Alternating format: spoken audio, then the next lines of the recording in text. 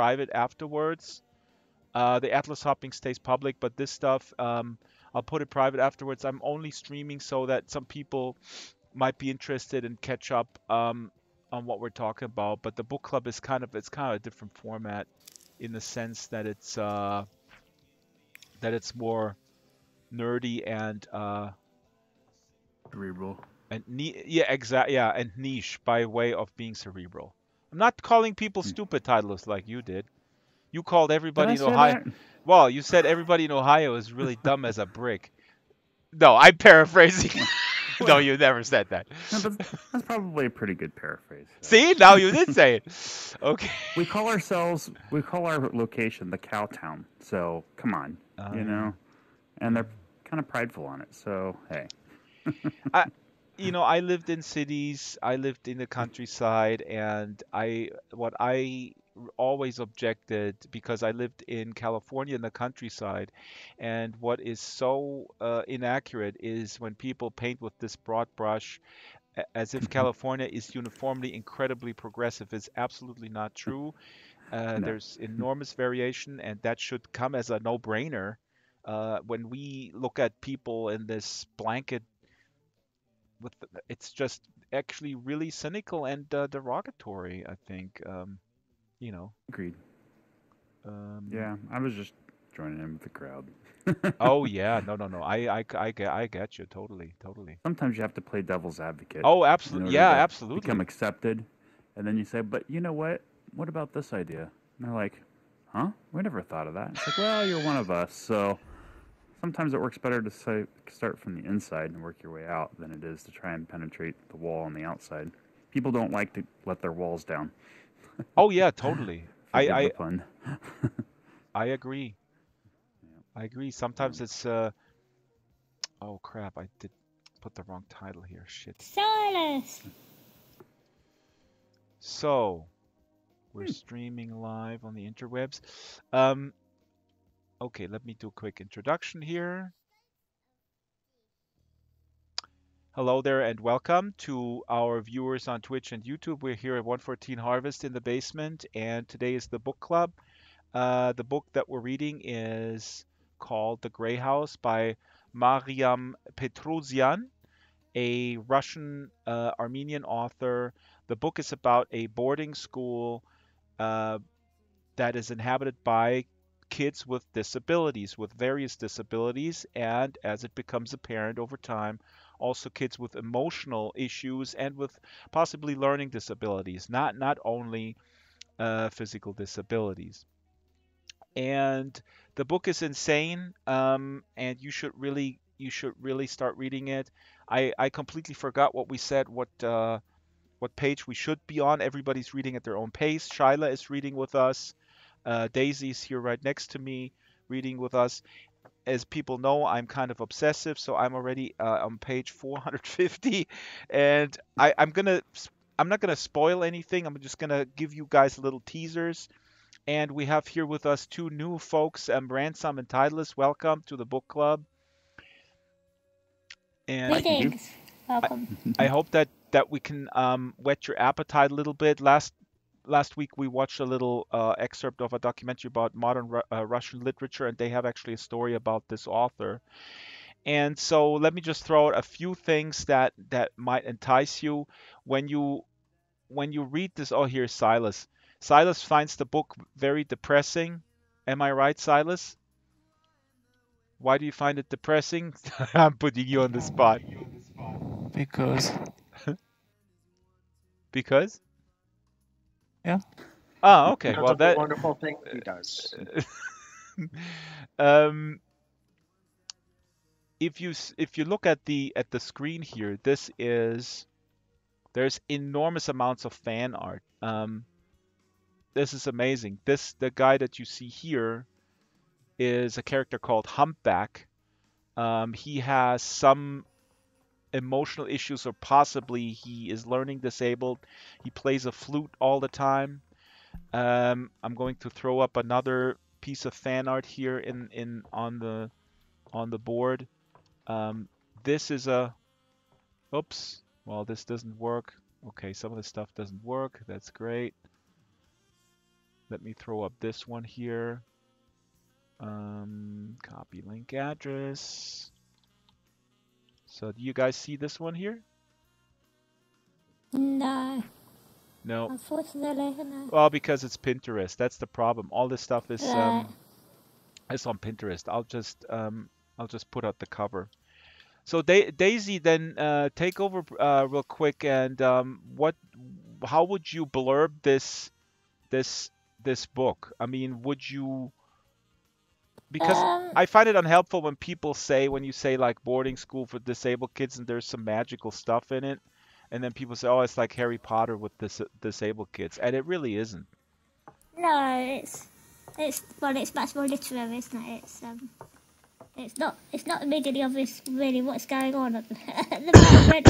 I've got to say, I mean, I think I'm that's, on about yeah, that's page structurally, 100 and something, and you still don't know what's going on. 112, and I'm not, no, and it feels like it's very much still at the, you know, just introducing all the characters and the setting and what have you, and yeah, I still don't really know what it's about. I would have trouble, to be honest, doing any sort of blurb as such, because I don't really know what it's all about. It's superficially a lot like, you know, my old school, apart from the fact that it's a lot more violent. Right.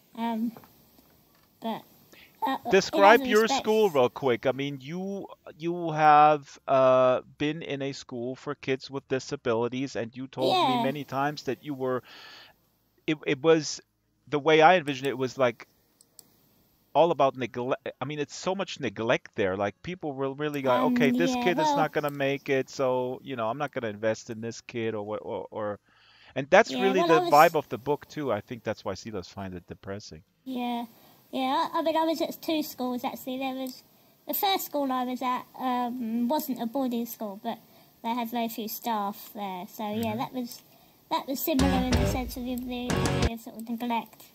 You know, just sort of, you know, it was sort of, it wasn't really a school. It was a childminding institution. No, they just sort of used to dump kids more or less, and we used to have to amuse ourselves Let me for bring the it back most to the part. book real quick. What you just said, this is actually really what's happening in one scene where we get introduced to Grasshopper, who is a kid with no arms. And Yeah, he gets in, and it really feels like he's being dumped by his mother. That's the one of the scenes we read last time, where the mother comes in and he brings him in there. And there's another scene that I will read today, where the character of Alexander appears in the house, and how he's sort of being sort of shipped off there. That's what, when you talk about your experience, Daisy, this really does remind me. These kids seem to be somewhat neglected, and I want to repeat one thing because we got a bunch of new people here. I once saw, when I started reading this book, I once saw a documentary about a Romanian orphanage. And again, this book is not about an orphanage. Arguably, this is supposed to be a school. But the way it's being described, with how run down it is, and I mean, this is the vibe you get in the first 100 pages. It reminded me of this documentary I saw years ago about a Romanian orphanage, which was horrendous. It was unbelievable. I mean, there were kids, babies, they were lying around in filth. It was unbelievable.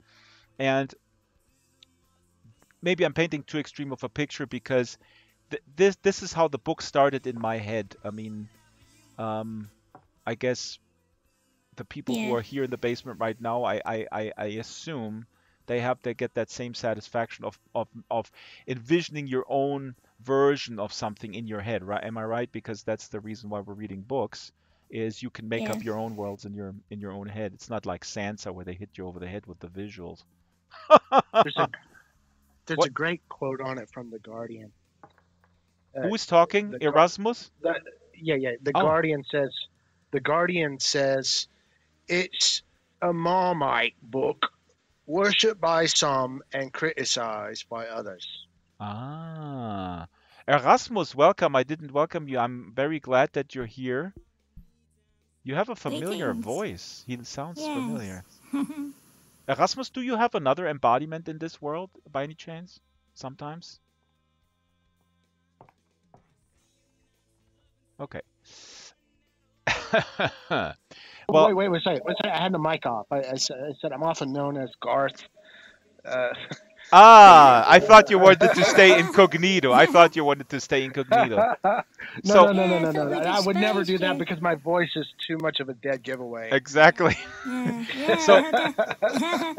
no, I mean, I mean, again, I mean, books are of this magnitude, and we had this discussion last time, and I don't want to rehash it because Daisy and I went into an argument. We don't want to do that all the time, only every once in a while. I said I enjoy this book a lot, but there are so many characters, and there's a riddle upon riddle, right? These kids wake up in the middle of the night.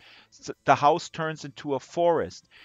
Sometimes the kids they paint murals on the walls of animals or of sort of monsters, and then there's a scene where somebody thinks he's a cat. I mean, okay, he drinks a weird drink called Moon River before. Then you go like, okay, is this some sort of LSD or what is this?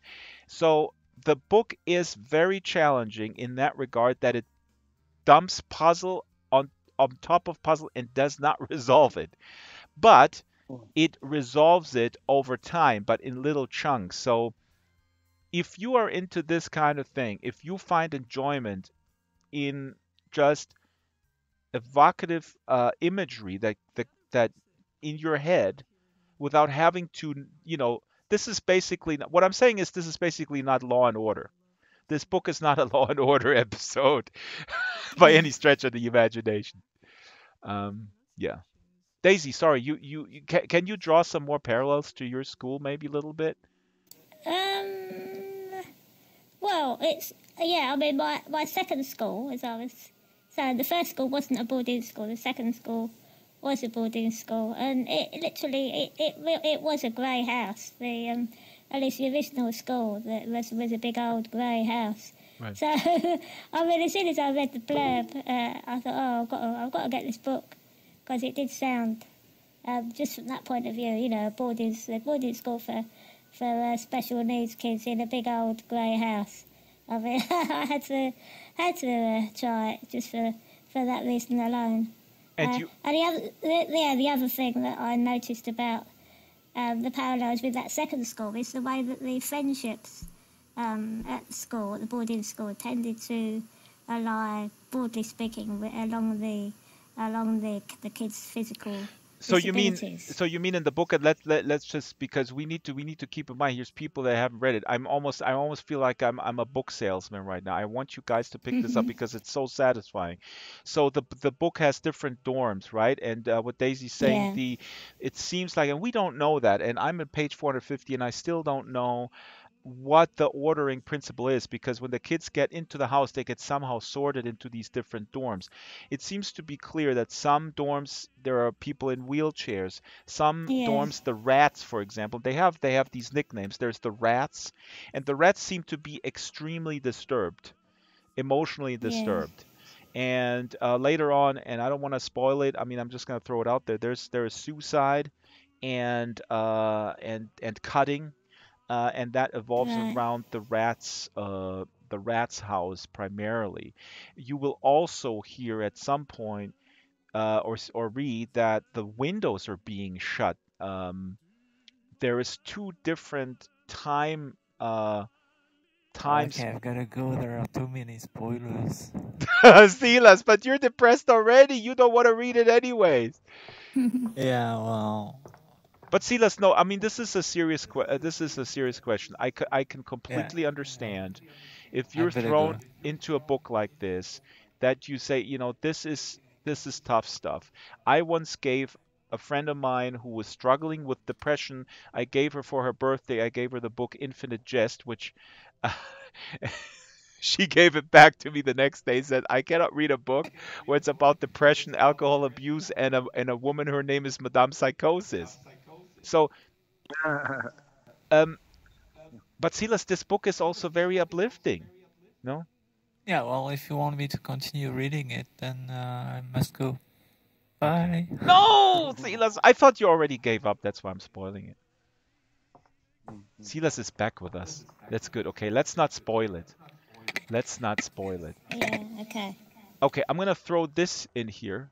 This is an image of the town of Pripyat, where the Chernobyl disaster happened in 1985. And the weird thing is, the book is, let me read the first page of the book where it describes where it's situated. Okay? This is just a half page. The house sits on the outskirts of town. The neighborhood is called the Combe.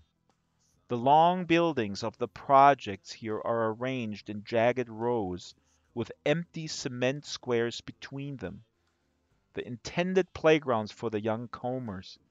The teeth of the comb are white. They stare with many eyes, and they all look just the same. In places where they haven't sprouted yet, there are the fenced vacant lots, the piles of debris from the houses already knocked down.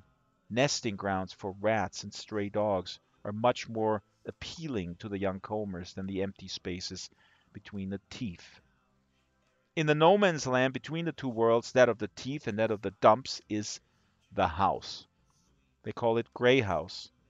It is old, closer in age to the dumps, the graveyards of its contemporaries. It stands alone as the other houses shun it, and it doesn't look like a tooth, since it is not struggling upward. 3 stories high, facing the highway, it too has a backyard, a narrow rectangle, cordoned off by chicken wire.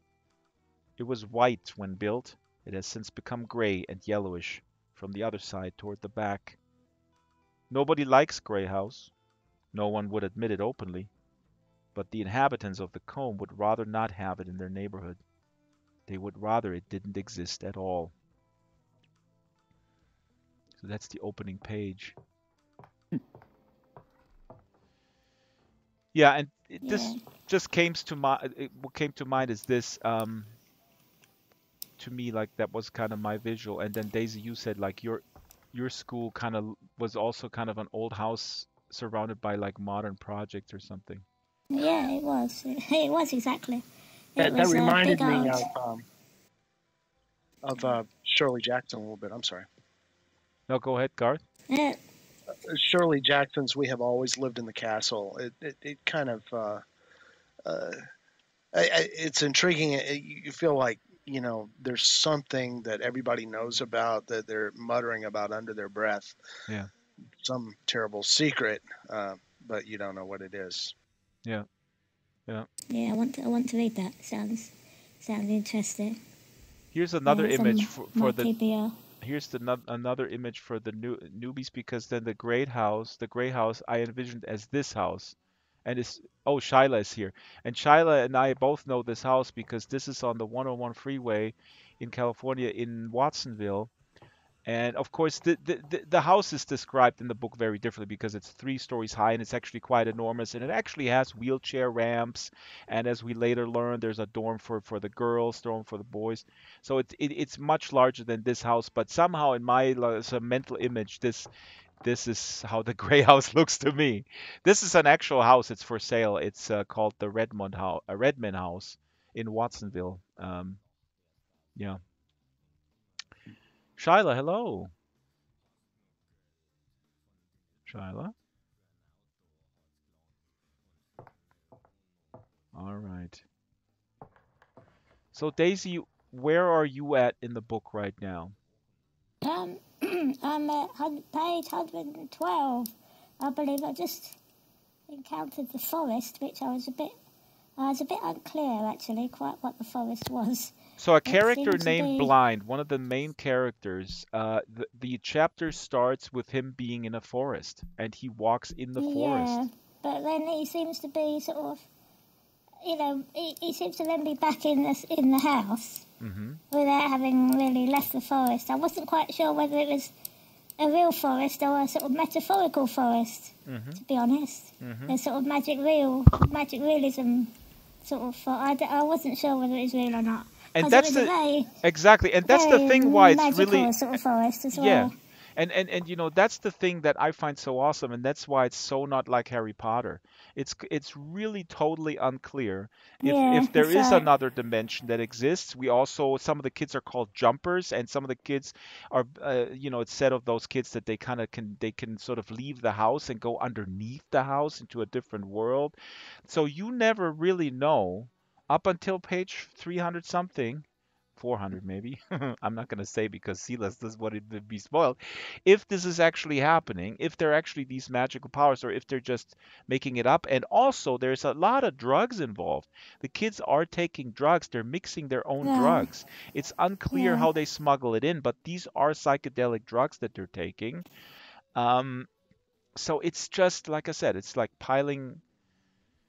So, yeah, it's yeah. piling That one is thing. a very strange chapter. I mean, I don't want to, as I say, I don't want to spoil too much. But other Yeah, I'm strange just things on the happen as well I'm just on the in that forest forest. chapter. Here's Right, Shyla. yeah, You're that's on the forest chapter too? an Yeah, I'm interesting just on the chapter. forest chapter. It's very interesting to me.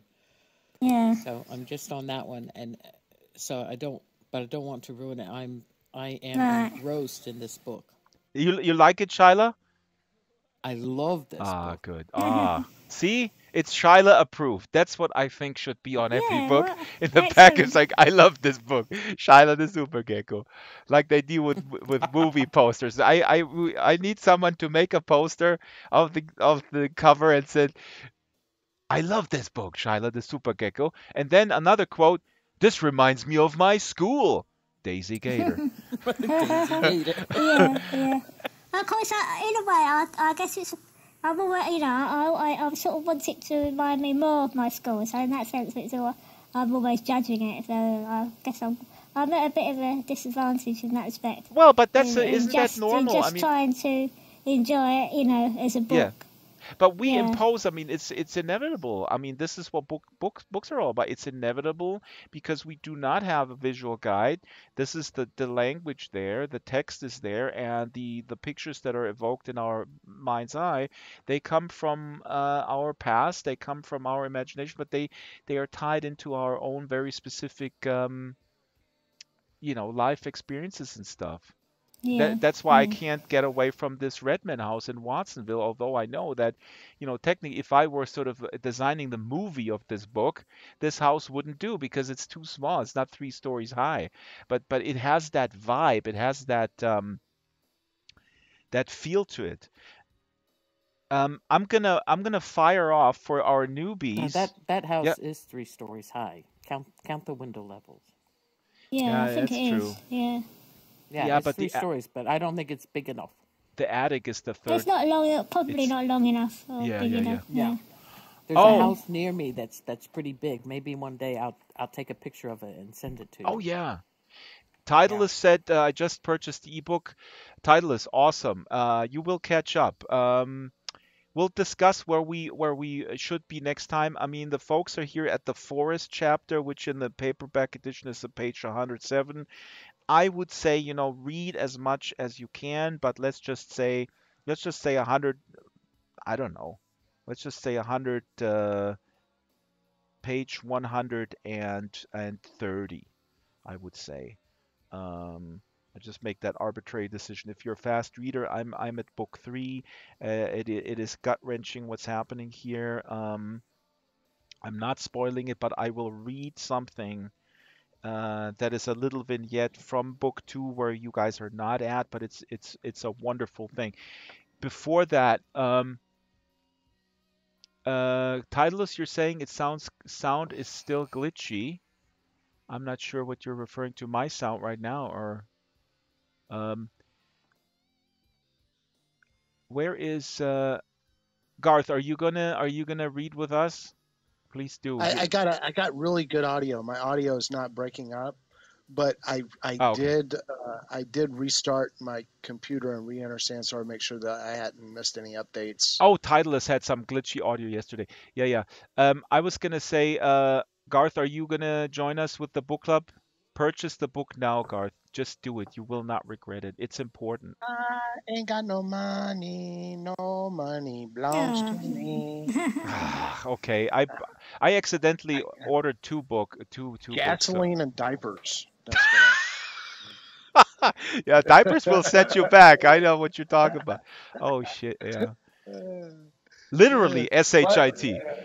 Um, but I was intrigued that you know I have really always thought The Lord of the Flies was a really great book, and the Lord of yes, yeah. yeah, Yeah. and I saw the Guardian article said that we get into that the questions posed by a book like Lord of the Flies. So some of those things That vibe are is explored. totally in there. You can feel that Yeah. vibe. I mean, if I were to, I mean, again, the Lord of the Flies. I mean, conceptually, what it talks about, of course, is sort of mob mentality and whatnot. I mean, it's a lot of things, but in the context with young people and how they immediately create, almost inadvertently, subconsciously, an authoritarian structure. That those themes are very present in the book. Um, I'm gonna do this now. I'm gonna throw up a. This is gonna blow you guys away. And by the way, Al, thanks for coming over. I'm going to put now. Please look at the screen. This is a little slideshow that I prepared with fan art. The book has been out in Russia since 2009, and it was just translated last year into English. So you will find so much fan art and drawings from Russian websites. It's unbelievable. I put little music underneath. I couldn't help it. The music underneath is a German heavy metal band called Mekong Delta, and they did Mussorgsky's pictures at an exhibition, which was also done by Emerson, Lake and Palm in the 70s. Blah blah blah blah blah. But it just really felt right. Here we go. Here's the clip, the slideshow. This is all fan art. You will find this online. These are characters from the book. This is Vulture. This is also Vulture. He's the leader of the birds. This is Siamese here with the crutch. It's probably Smoker. It's unclear who this is.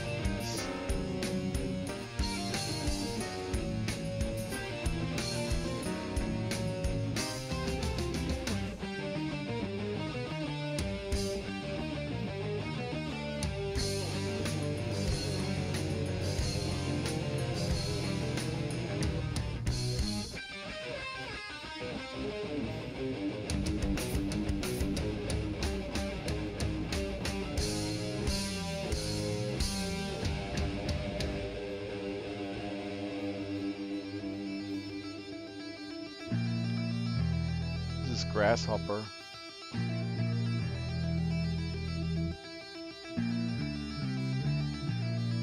This is Tabaki. These are the Siamese twins.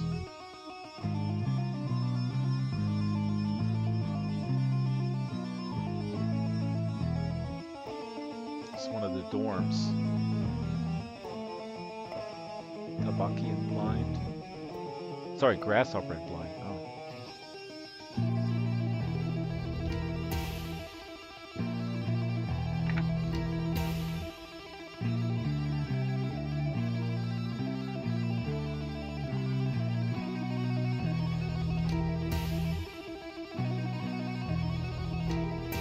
This is one of my favorite drawings there. Sees the forest outside.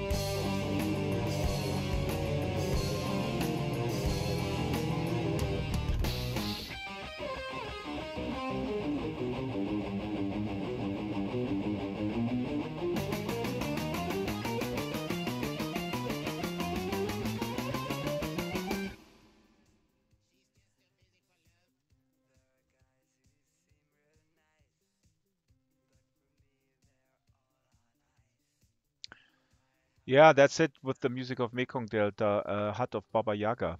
Garth recognized it. Um, Uh, s- Shyla, oh, what wow. i- what is your take on the on the magic and all that? Do you think that's real, or do you think these kids are on drugs? I mean, if you were sort of like an investigator of this book and you're like, okay, I mean, is do they really have these magical powers, or do these other things exist, or is this just all imagined? So for me right now, Or is it relevant, I should ask? yeah, Because I was joking earlier, I don't I know if you think were there. it's I said I like think this it's book is relevant not a Law and because Order episode. Grasshopper gets the amulet. Ah, the amulet. The You know, amulet. yeah, Yes. that he gets this amulet, and it's supposed to give him power because his group of uh, his clique is always getting beat up by this other clique, Yes. And right? he And gets the so amulet from a guy named Ancient, and we're not sure if is Ancient a senior or what's his deal. He lives in his own room, I guess.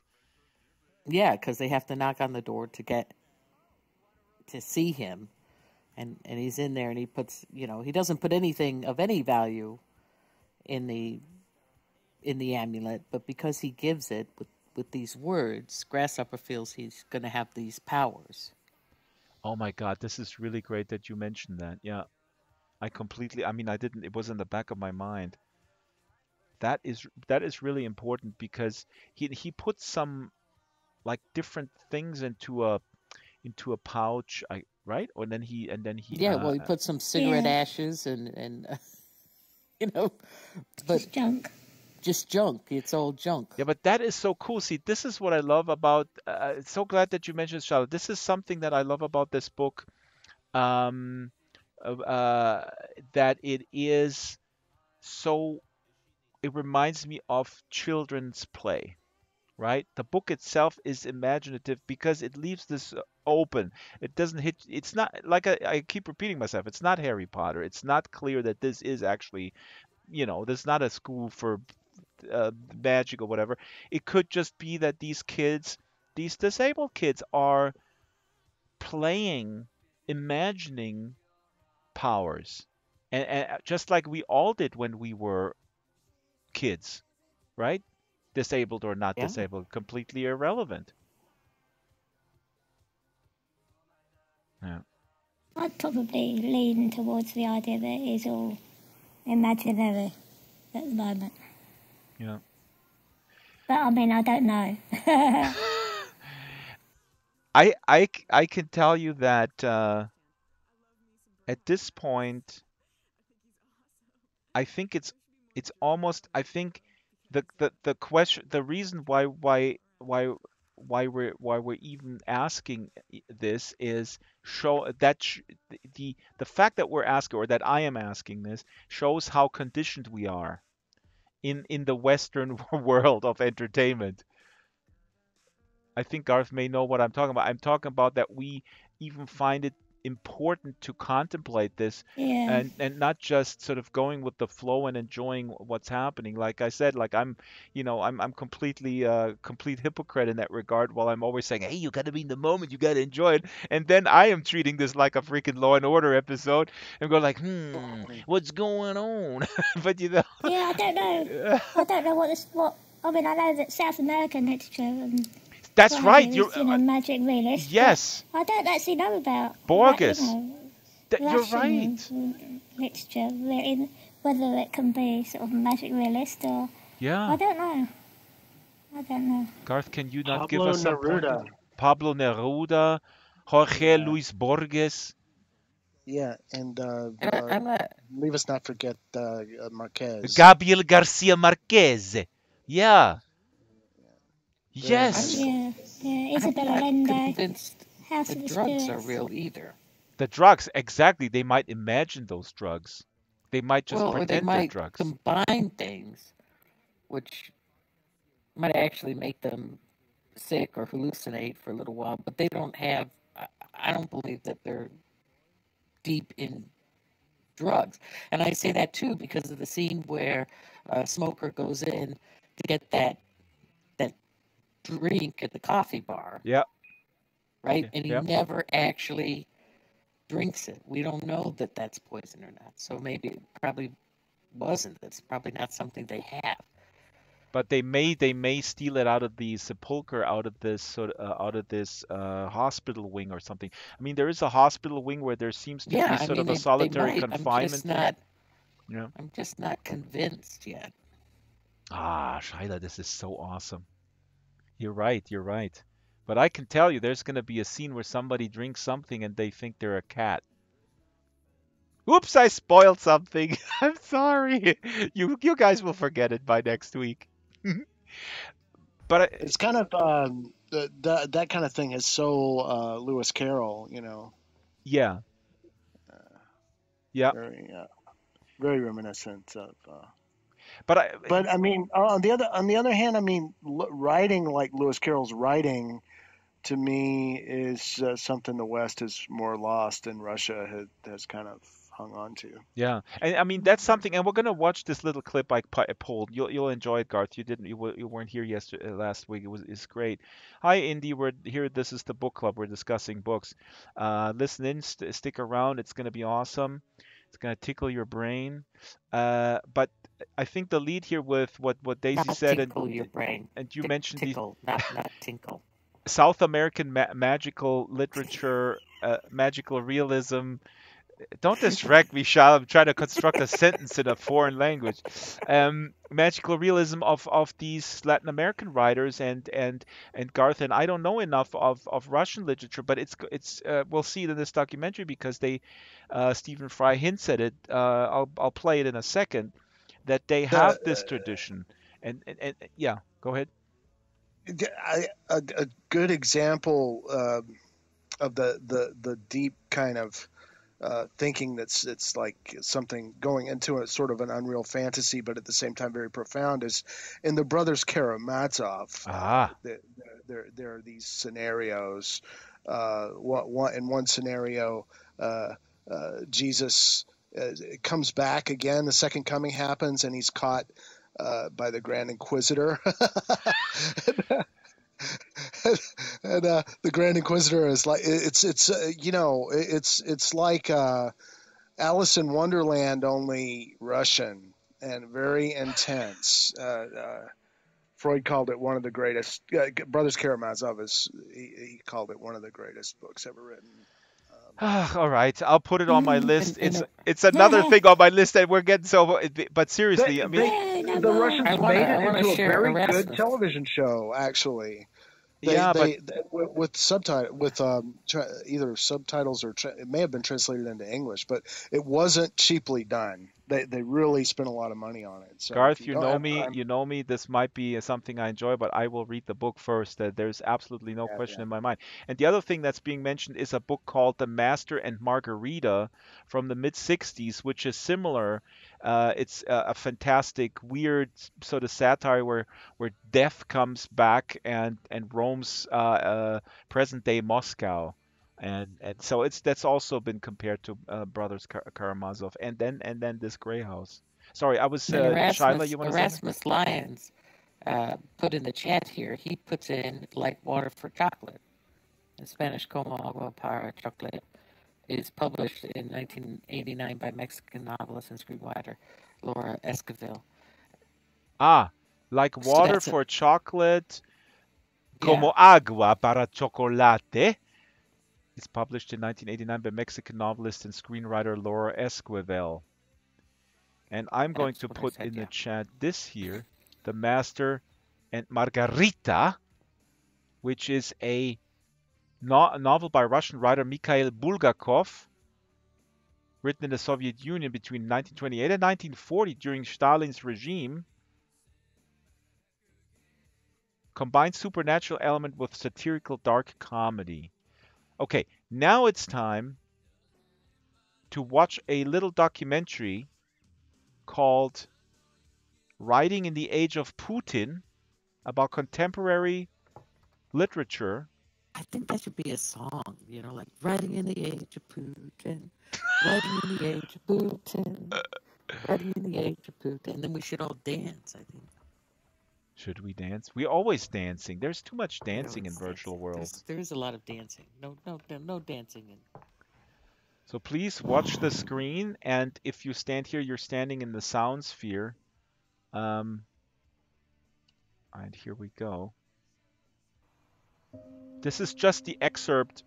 I think I was about 14 years old when I first read Alexander Pushkin's Eugene Onegin and Dostoevsky's Crime and Punishment. I'm no expert, but it was the beginning of a lifelong love affair with great Russian literature. Tolstoy's War and Peace, Anna Karenina, the whole world of 19th century Russia with its birch forests, its peasants, its endless winters. It seems a very difficult place to write about, and it's very off-putting to some people. They hear the names of the works. One of my favorite short stories by Chekhov is called Misery, and then there's the Lower Depths and Dead Souls and the Diary of a Madman. You may think it's Russian literature is nothing more or less than a catalogue of suffering and misery and woe, but actually it's so much more than that. There's so much joy, there's so much hope, there's so much about the human spirit in it. And these novels touched me, and not just me, but they changed the literature, and particularly the literature of the novel, the world over. Even during the age of the Soviet Union, Russian books still continued to astound Western readers. Think of Solzhenitsyn's prison camp novella, One Day in the Life of Ivan Denisovich, or Pasternak's Dr. Zhivago, or the book that I think is perhaps the greatest novel to come out of the 20th century, Mikhail Bulgakov's The Master and Margarita. After the USSR collapsed, we in the West stopped hearing about Russian literature. But just because we stopped reading it, that doesn't mean the Russians stopped writing it. Are they modern Tolstoys or Dostoevskys? None of them would say so. They say there's something different. I'm not sure it matters. The 6 new Russian writers in this film come out of one of the world's great literary traditions. What they're doing with it is new and their own. Funding for Russia's Open Book was provided in part by the Institute of Translation, the Boris Yeltsin Center, and the Renova Group. And the Drax Foundation. Now, so I pulled, real quick, I pulled part of this. This now goes to the origin of the Grey House, which is really fascinating. And we'll see a little bit of the author and a little dramatic reading.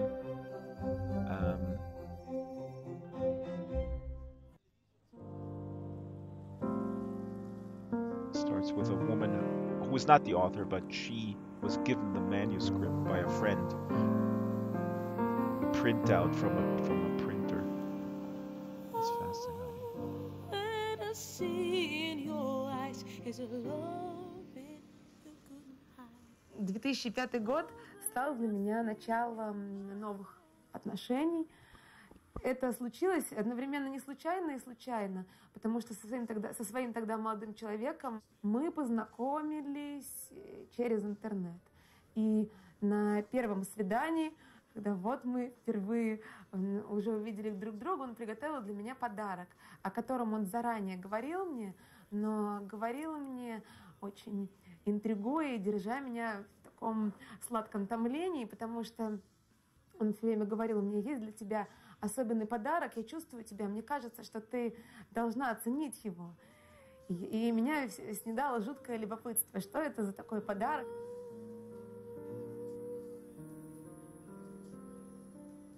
Но когда он мне преподнес этот подарок, а это, да, была рукопись, набранная, отпечатанная через принтер, я сначала как-то не оценила. Не очень довольно невзрачная обложка. Я как-то, наверное, ожидала, чего-то более личного, что ли. Поэтому, сюрприз. Но я погрузилась сразу из разряда того, что ты открываешь, и все твои дела, работа, учеба, покушать остаются где-то за пределами текста. И выглядит примерно вот так.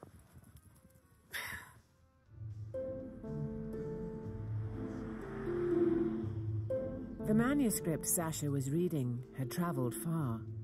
It had started life in the mind of a teenage girl living a world away. 2 decades earlier, Mariam Petrosyan was growing up in Yerevan, capital of Armenia, then part of the Soviet Union. She was from a part Russian, part Armenian family of painters, dancers, and musicians.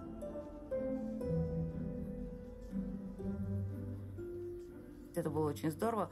Родители были молодые, вот, они все ужасно веселились, они напивались, вот, наши гости потом спали у нас как бы по всем углам.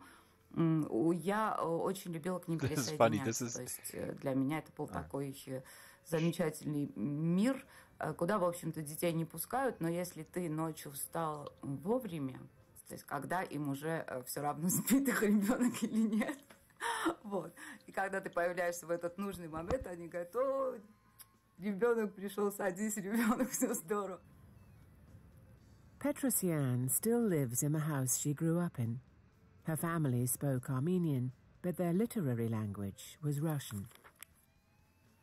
Ну, я много всяких, на самом деле, много историй писала. Они у меня даже сохранились в таких совершенно детских каких-то книжках. Помню, в тетрадке там возникла какая-то история без начала, без конца. Это было просто описание, значит, юноши, мальчика, мужчины. Я даже не понимала, кто там, собственно, персонаж, который идет по коридору, и мир вокруг него меняется. То есть он превращается в лес. И потом уже я несколько раз перечитывала этот отрывок, причем с таким удивлением. Я все думала, это я написала, как интересно. Over the next decade, Petrosyan expanded this fragment into a work that ran to hundreds of pages. She created a fictional universe within a mysterious boarding school called The House. All the students have some physical disability. She gives each character a nickname. The boy in the wood, who is blind, is called Sightless.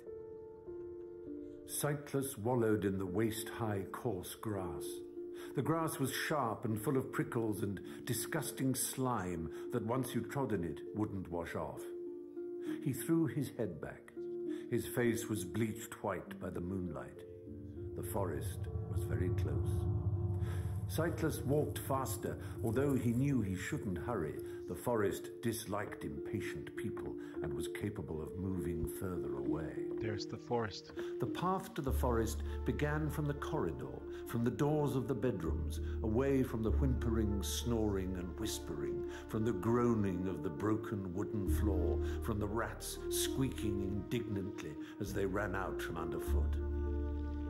Sightless was ready to go in. The forest loved Sightless.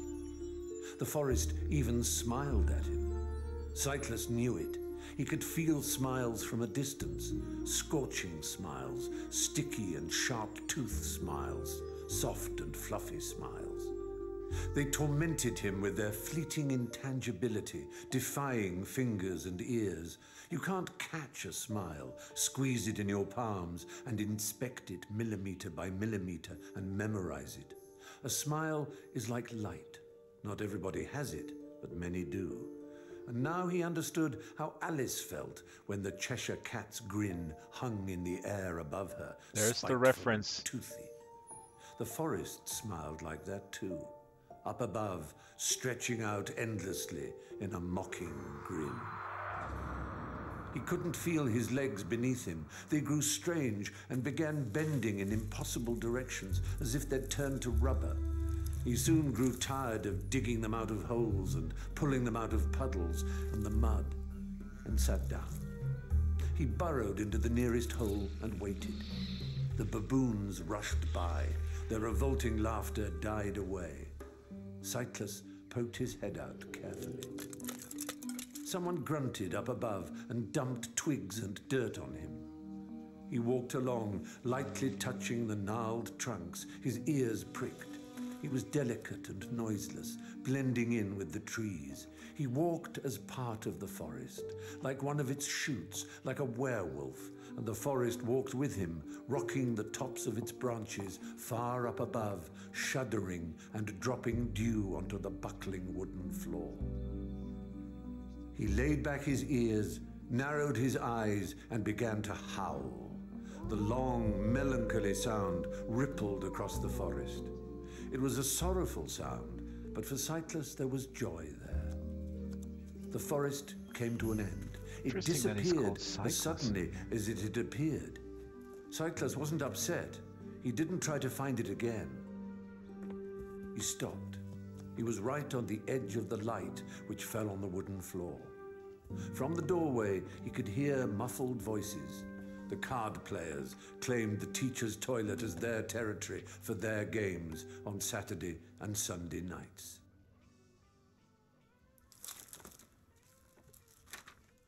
Cyclist, this In must the be mid-1990s, Mariam typed up her handwritten drafts on a computer. She left one printout with friends in Moscow. This was the same manuscript that the young singer was given on her internet. What's up, man? What'd you say? What'd you say, buddy? You talking to me? Talking to me, man?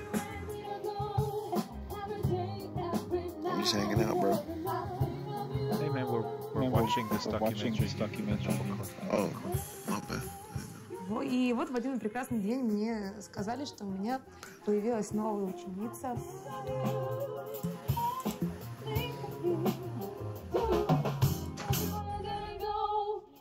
И потом как-то мы разболтались, и я поняла, что это редактор того самого издательства. She said, like, listen, I have a book. It's a script. If you about, like, could you check out with this manuscript? It's interesting. It's a good book. Please, I mean, I hear it like not once a day. It collected dust on my desk for a couple of 3 weeks, and then at some point I had a few spare minutes to just live through it. Oh, kids, disabled. Oof, please, I mean, Spielberg again. But all right, I just took a labor to read first 2 or 3 pages of it, and it just took me. And I spent the next 2 weeks in toilet, bathroom, buses, commute trains, elevators, everywhere. I couldn't get rid of it. It just stuck to my hands. I should get more reading done if I would read in the... I actually do read on the toilet. Yeah, тут надо еще объяснить, что с того момента, как я ее оставила, прошло примерно, лет 8, наверное. То есть я про нее почти забыла. She forgot about the manuscript. Can you believe this? 18 months later, Mariam Petrosyan's book was published by Shashi Martinova. It's incredible. The author was completely unknown by the Moscow literary world, but the novel won 3 literary prizes in 2010.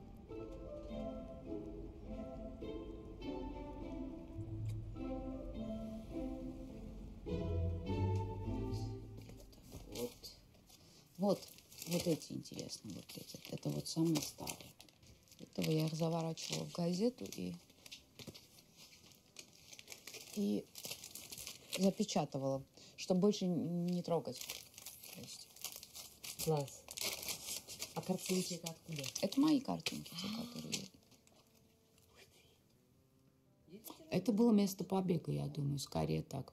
Это было место, где мне хотелось находиться, и куда, в общем-то, было довольно трудно попасть. То есть там были какие-то свои условия игры.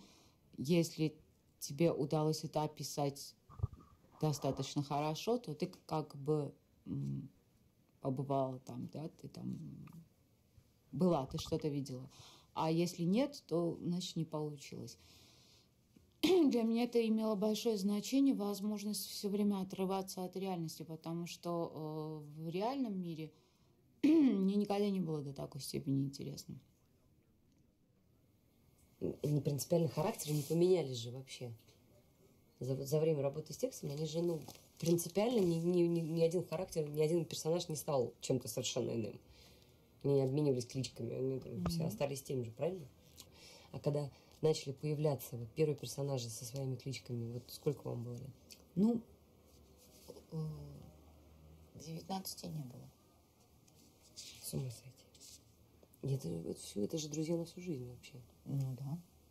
То есть сейчас эти люди, они, если вам не было 19, они вам ровесники же фактически. Нет, так не думаю. Они где-то там остались.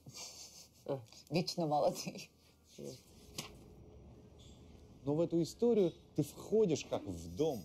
да, и в нем начинаешь жить и видеть. И она производит такое гипнотическое впечатление. И в этом смысле это, конечно, случай уникальный, да, который построен еще на перекрестии миров, на перекрестии разных сознаний, да, разных культур. С моей точки зрения, это исключение, да, и маленькое чудо. Когда эта книга была недописана, я иногда думала о том, что я никогда ее не допишу. И мне было, в общем-то, как-то грустно. Я думала, ну, бедные. Типа вот остались навсегда в какой-то там, ну, норе. Никто о них не узнает. Что-то вот такое. А сейчас у меня есть ощущение чего-то, что отпущено. То есть оно куда-то ушло, от меня отделилось и существует само по себе. Mariam's fans have begged her to write a sequel to The House. She says she won't. She still writes, but so far she isn't satisfied that she's found her next story.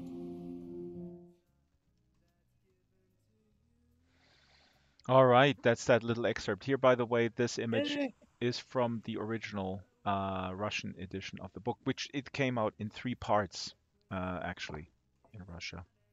Yeah. I think really they should have done that with this one. It's just too big, literally. Yeah, to hold it. That's true. Yeah. No, but I like big books. I already forced Daisy to get Infinite Jest too. Yeah, so that's that. What I find fascinating is that big books and I cannot lie. You know that song? Yes, of course. I like big books that I can't Books and I deny. cannot lie. But she really, I mean, this is interesting because the author is so not pretentious, and she apparently almost did not publish it, and it was just a complete sort of fluke that it got out there. And Daisy, you think that this description? I like that she talked about the book as if it were her own disabled child.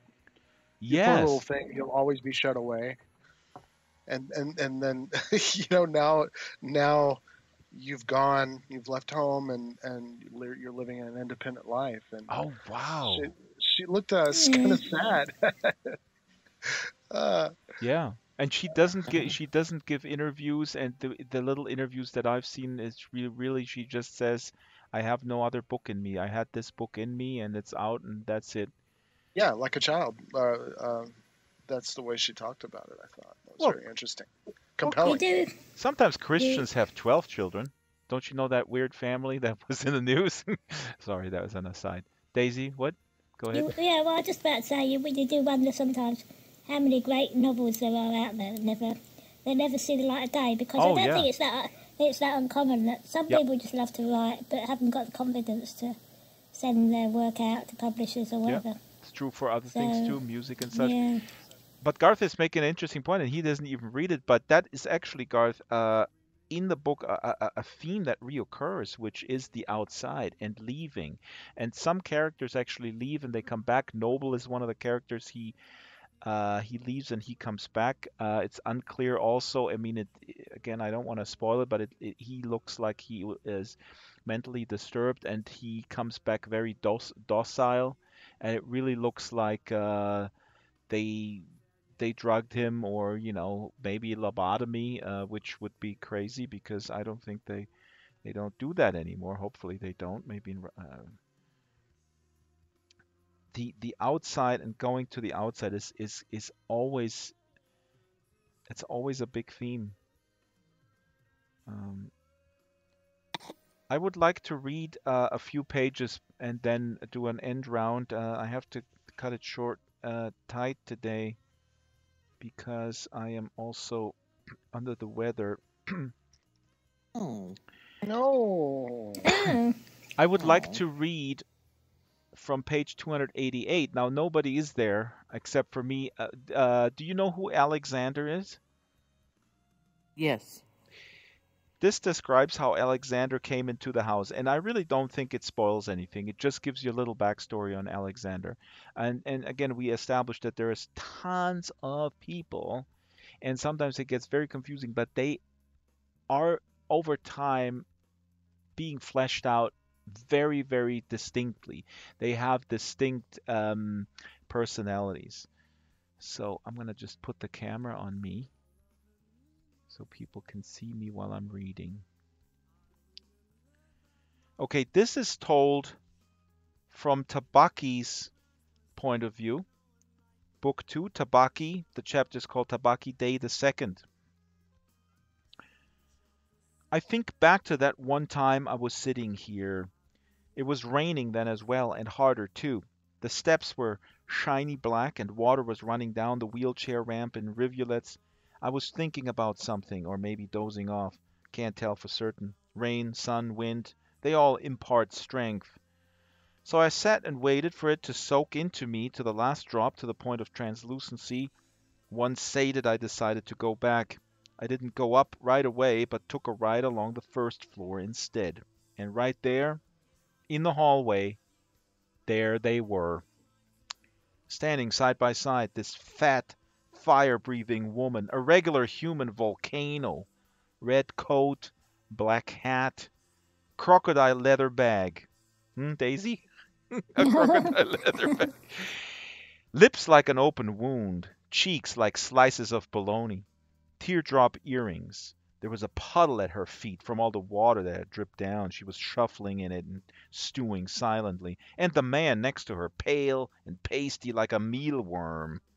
A snout for a nose, lips pursed, tortoise shell glasses. Pity the tortoise. Pity the crocodile. Indeed. I wouldn't want to be in their place. Also, they had a snit of a girl about 14, gangly blondish red albino eyes, also in a red coat, and a boy of about 10, spitting image of his father, clearly the pet of the family. Piggy eyes, snout nose, lips coming to a point, all there. Coat, red and gray check, obviously. The entire brood was flashing way too much red. And a little apart from them, leaning against the wall, stood Scarlet Dragon. The only really red one in the whole gang. Red. Red is a tricky color, deceitful. You can wear it and put it on your face all you want, and only become even grayer. It's the color of conjurers, clowns, and killers. I like it, but not always and not everywhere.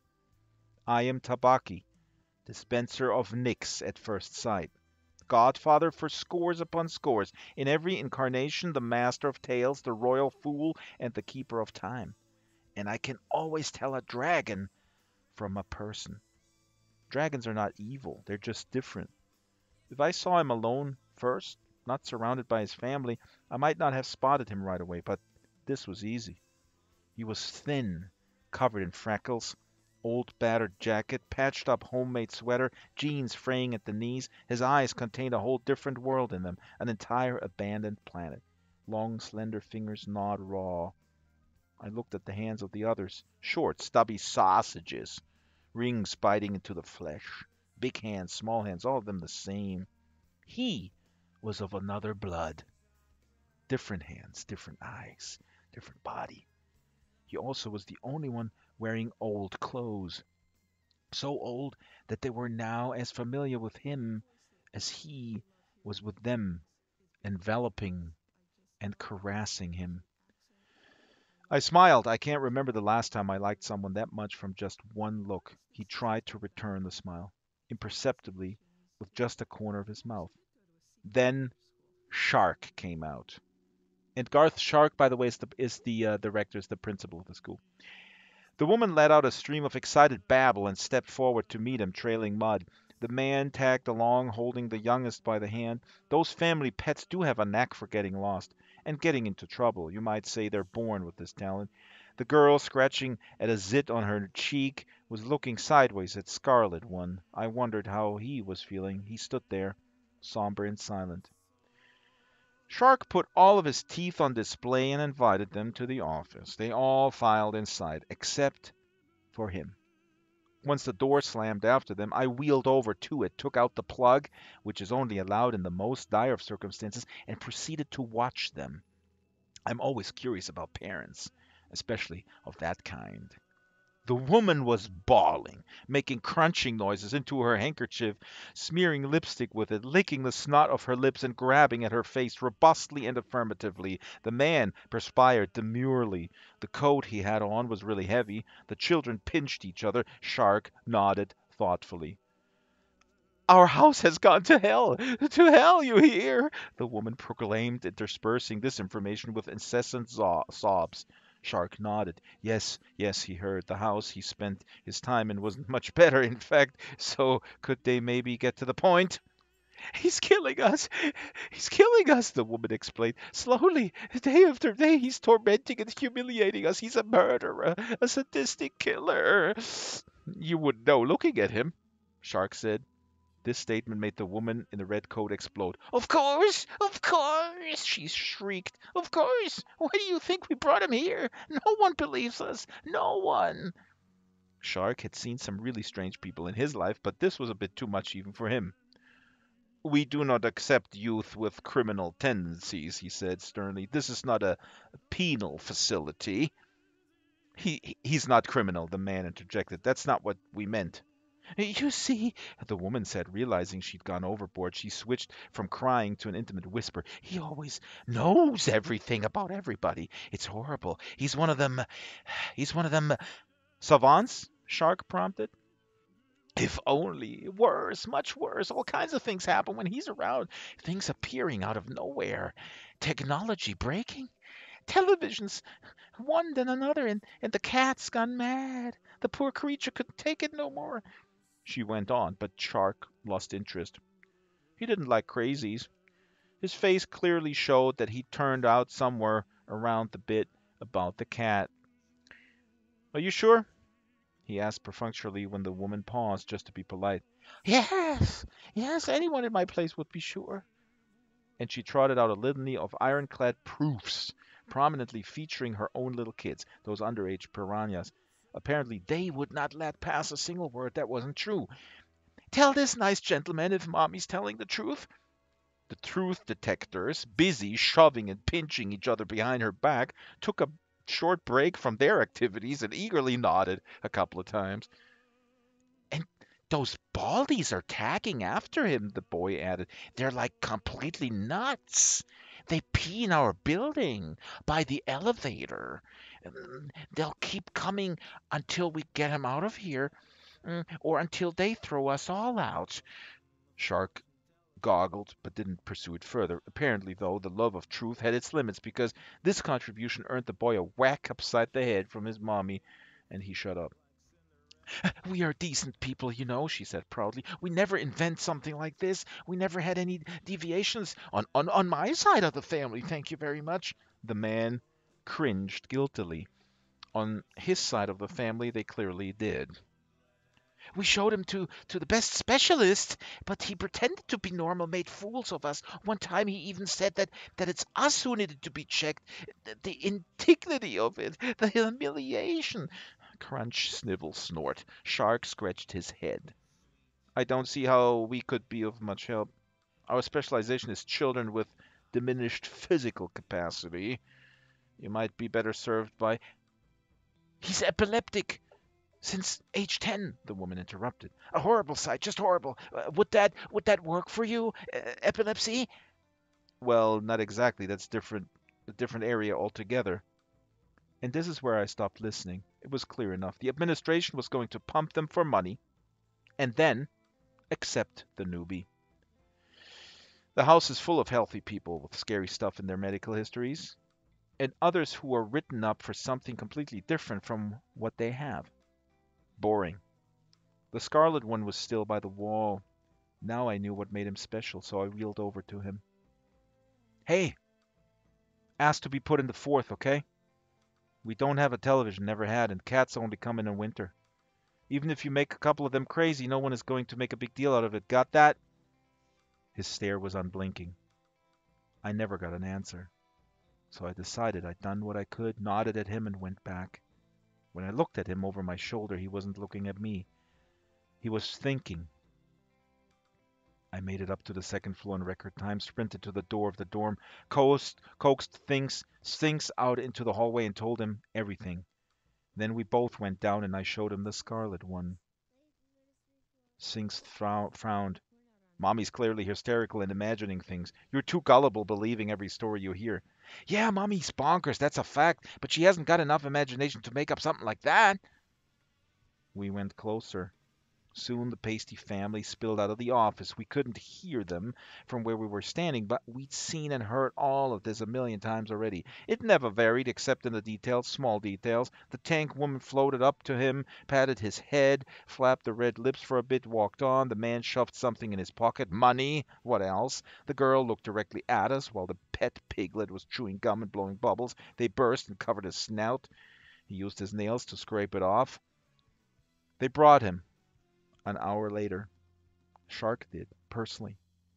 We had to listen to everything Shark had to say concerning the cramped conditions in other dorms, and then about the camaraderie that was supposed to unite those less fortunate. Once he blabbed his fill, he sailed away. Scarlet One was looking down at his feet all this time. Epilepsy, Noble grumbled. Just the thing we were waiting for. Something having convulsion fits right there in full view. Such a quiet kid, Humpback said. Nice even. I vote we take him. Sphinx stepped forward. You're going to stay here only if we agree to it. You'll get a nickname and become one of us, but only if we agree. Scarlet One looked at him. Then can you please agree so I can stay? I'm tired. I'm really, really tired. All right, Sphinx said, we accept you. But you have to swear that you're not going to blow up electronics, attract thunderstorms, turn us into animals. I don't know how to do any of that, the newbie said. But I understand you. If that's what is required, then I'll swear. The pack was hysterical. I was the only one not laughing. And that's how Alexander came to live among us. Isn't that awesome, that chapter? Yeah. That's awesome. It is awesome. It gives us a lot of information about the house too, in terms of that it is kind of a dumping ground for difficult children. Yeah. Yeah. Right? That reminded me a lot of my school. I was gonna say, Daisy, yeah.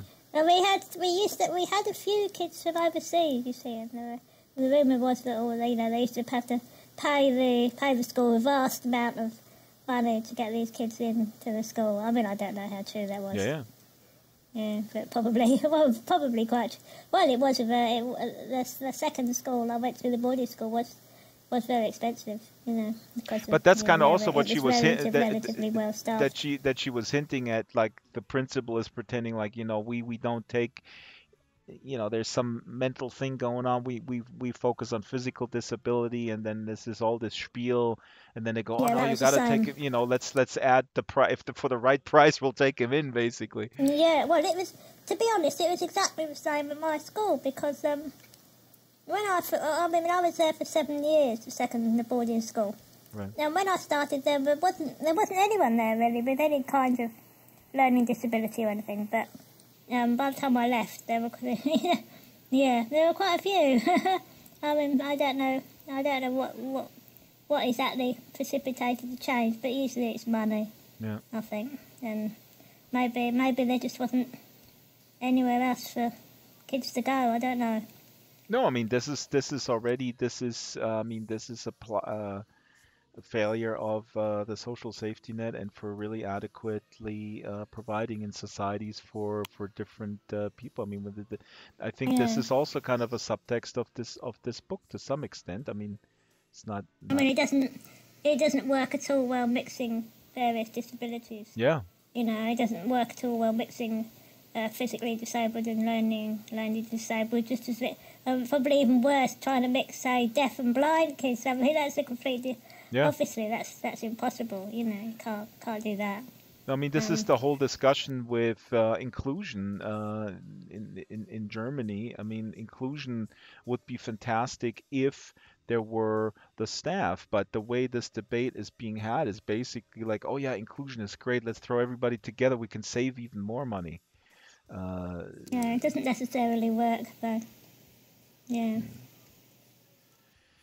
All right, and Alexander, and this is interesting too, just in closing, that he seems to have some sort of supernatural ability or some sort of thing.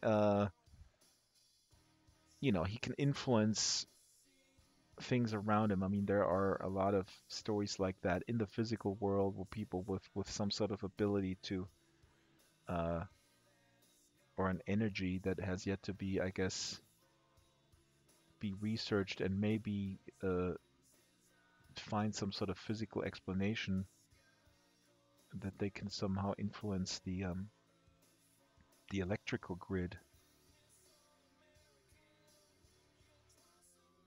Yeah. I'm going to retire now and keep reading this. Me too. Shyla, any last words? I should continue as well. Garth? I guess we'll say goodbye. That's awesome. Yeah. There's actually also a storyline which I appreciated as a guitar player who was obsessed with Yngwie Malmsteen. When I grew up and I studied classical guitar, and then I got into metal, and then I could sell my mom at least on Yngwie Malmsteen. Because she was like, all this metal stuff is all this heavy metal is garbage music. And I said, well, look at this guy, Yngwie Malmsteen. He's basically playing Baroque on with distortion. That's cool. And later in the book, Larry has a collection of records, and Tabaki steals one of his Yngwie Malmsteen records and puts it. And there's like a swap with the girls. There's like a swap meet. And he pawns off the Yngwie record, and then he comes back and says, "Where's my Yngwie Malmsteen record?" So that's awesome. That's gonna come up around page 300. So please do enjoy. I'm gonna cut the stream and put this private for us, and I'm gonna take us out with pictures at an exhibition because I have to. Shall we start a GoFundMe campaign for Garth to get the book? Yeah, we should. You need to get... Your child doesn't need diapers. I could probably get it on Friday. Listen, just put your child into the sink.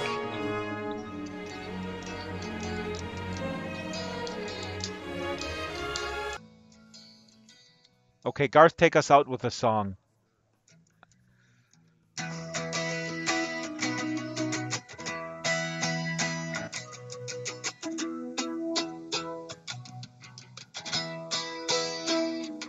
I was tuning in the shine of the light night dial, doing anything my radio advised. With every one of those late night stations playing songs, bringing tears to my eyes. I was seriously thinking about hiding the receiver when the switch broke, 'cause it's old. Saying things that I can hardly believe. They really think we're getting out of control. Radio is the sound salvation. Radio is cleaning up the nation. Say I better listen to the voice of reason. But they don't give you any choice, 'cause they think that it's treason. So you had better do as you are told. You better listen to the radio.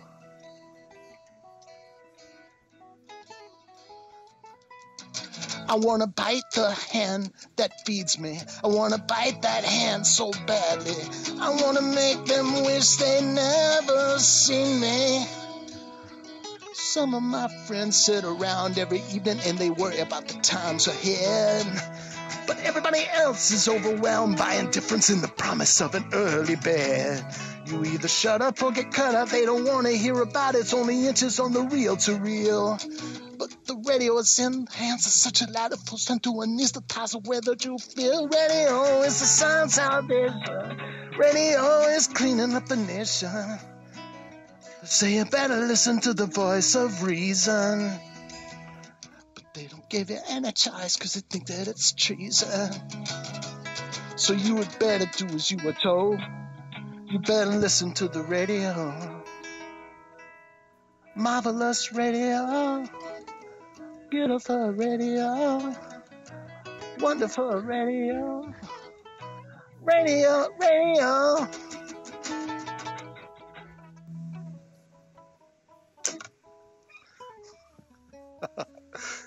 Wow, that's awesome. Be banned from Saturday Night Live forever. That's awesome. That is amazing. I was just glad it came through. We got to try that jammer because that jammer thing supposedly will make us be able to play in sync with each other. Well, I'm totally up for it. Let's set up a time. I'm always saying like I'm insanely busy, which is true, and I'm panicking. But this really has to be done with the jammer because I mean, we tried at my birthday party, all played through the voice channel, and it was cool, but it was also fairly chaotic. I mean, we played like a slow blues, so it was okay. Yeah. But if that would be really great, and then we could have simple animation loops and put ourselves up on stage. Right. The I imagine. Well, I mean, you know, I got on the jammer. You just install it and create an account, I'm gonna and quit the then stream you here. create. Goodbye, stream.